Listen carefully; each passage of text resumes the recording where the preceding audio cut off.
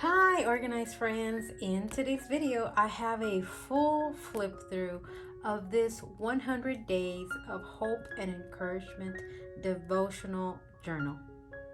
Hi, my name is Belinda. I am the founder of Organized and Blessed Mom, and I'm back with another creative idea. If you're new here, please subscribe and turn on the notifications so that you will know when a new video is posted. Friends, I'm so happy to be able to bring you this completed 100 days devotional. I asked on my Instagram when I finished it if y'all would be interested in seeing a flip through, and many of you said yes. So I am going to do a full flip through of the 100 days. This is the first 100 days devotional book that I've completed. It is by DaySpring. I will be leaving my affiliate link down below in case you want to see all the options of all the 100 days devotional books and journals that they have. So let me move this out of the way here to make some space. So this devotional journal does go with the Hope and Encouragement Bible, but obviously you don't need the Bible to do the devotional book. My approach to doing this devotional book was to use it as a creative outlet apart from reading. I love reading devotional books, and I incorporate it as part of my Bible reading every day. So it was really fun to try to figure out how I was gonna decorate what that day was speaking to me. So I did start in these first couple of days to use a Beloved Society girl. These girls are printables that you can find at Illustrated Faith, and they have all kinds of these Beloved Society girls, and I thought it was just really pretty. They just add a different element to your page when they're on it. And I started just kind of jotting down different notes from what I've read, and then adding a little bit of washi and stickers. So I did that for a couple of weeks, and it was really nice to see how beautiful the pages look when you just add these girls. This was during the fall time when I started it, so I was using kind of fall colors as well, but I think they're pretty neutral. Here's a little bit of that fall stuff that I was using, and I was trying to coordinate the girls with the colors that I was putting on the different pages. This is day 22. This was one of my favorite ones. I love it when the girls have pink. Day 23. So there was a time, this is day 25, where I did decide to change up the decor that I was doing. Sometimes I would do a little bit of torn paper and then washi and just stickers. That's usually what I was doing. But I did decide, and then I started to stamp also. I said, I can actually put stamps in here and make it look nicer. There are some days, when I had more time, there's more decoration than others. This is day 38. This is a pretty simple page there. So depending on how much time I had that day, I decorated every day. So, on the spot, I didn't pre-decorate or anything. This is day 41. Here we go. So I usually just read the devotional and just highlight what I like. And then this devotional is special because it has the devotional content and then a lot of verses that correspond to the content, and then it has the prayer at the end, where usually the devotionals I had read just have one verse. This one had many many verses and in different versions of the Bible, which is really really cool and awesome to read. Here is day 47. And so then I decided that I wasn't going to use the girls anymore. I was going to try to use, different ephemera that I had. So this was like during February. And so I started to put a little bit just different things. And so I was writing some notes, but then I decided that I wanted to use my alpha stickers. I usually don't use alpha stickers, and I kind of wanted to start using them. So that's why I decided I'm going to start putting alpha stickers in here. And I said, okay, instead of writing notes, I'm going to just leave more space for the decor and then use up my alpha stickers.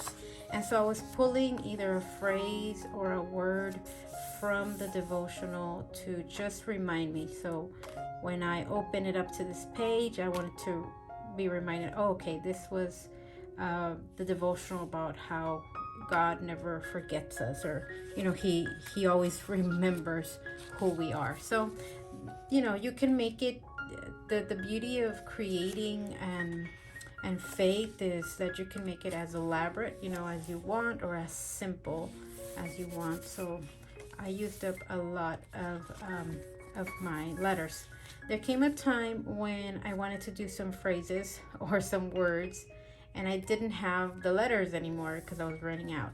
So I decided, okay, I'm going to stamp the word, because it's so much easier to stamp the word in whatever color I want, instead of trying to make a word with the alphas that I have. So I liked that idea, and here at the end you'll see how I started to do that.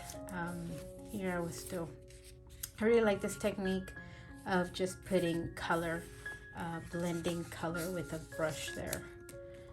So we are getting here to the end of February, day 63.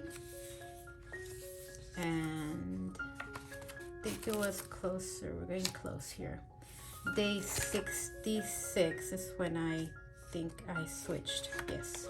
So here you can see where I am starting to use the stamps. So I have a rubber stamp collection, and I just started to use those.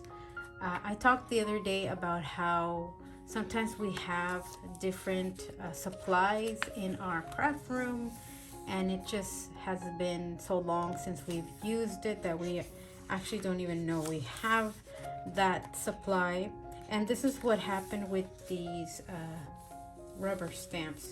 I had them for a while, but I wasn't using them. So I was so happy that this became part of my routine. When I would pull out my devotional after I would read it, I would just choose a word and use that old forgotten supply to make this pretty page. And I'm very happy with how it came out. Let me tell you something that happened here. Sometimes when we do stamp, I know that we get a little scared, right? Because maybe it doesn't stamp all the way, or maybe they don't align. In this case, I actually stamped the wrong date.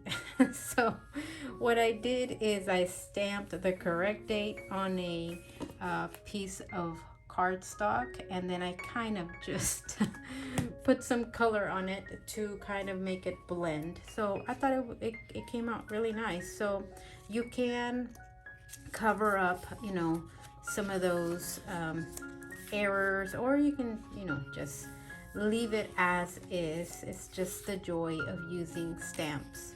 And sometimes you get a really good impression, sometimes you don't, but or sometimes you stamp really close to the letter because you're not calculating. But it is what it is, and it's part of the process. And those little things shouldn't take away our joy of creating and being in the Word. I think this is probably one of my favorite pages, day 83. I have another forgotten rubber stamp back there that's just like a coffee or a teacup. And I just like the simplicity of having the words and then just a cup, no stickers. And these are stamps also.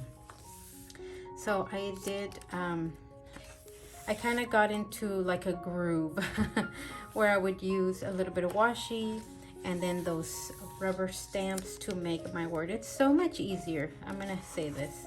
It's so much easier to make words when you can stamp them yourself versus doing the alpha stickers. So sometimes the alpha stickers, you know, they run out, or you don't, or you're just missing that A, or you're missing that I, and it's a little frustrating. This is probably one of my favorite pages, day 88. I remembered that this day when I was putting down these stickers that I had a forgotten stamp with a bike and some flowers. And so I found it, and I was so happy the way this page turned out, because I do have a bike washi, and then I had these flowers. They were happy planner flowers, and then this Molly and Rex stamp, and I just colored it in, and it was just, I just really loved the way this page came out. Sometimes you do, you know, you go and you finish your page and you're like, wow, I really like what I made. Other days, you know, I'm not so excited, but some days it's like, yeah, that coordination came out very nice. Here's day 93. I put a little bit of pink here, just making my own colors and trying to match either the washi or the stickers that I was using. Day 96. I also, it was so helpful to have this big date stamp. At the beginning I was using a smaller stamp, but this big date stamp was very, very nice. Here's another one where I made an error, and I just stamped it. I don't even remember if I stamped the wrong one or I didn't stamp it, but I needed an N and so I just had to do it on cardstock and then just use a little bit of glue to put it down. And here's day 99 and the last day, which is day 100.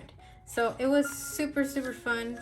This is the coordinating Bibles that DaySpring has. They're beautiful Bibles as well that go with this hope and encouragement devotional. So if you are wanting to try out a 100-day devotional, DaySpring has some great devotionals, and I'll leave the link down below. But I hope you got some creative ideas to use in your journals or in your devotional books if you have the space for it, and you know, maybe take out those forgotten items, forgotten supplies that you have, and you know, try to make something that you enjoy.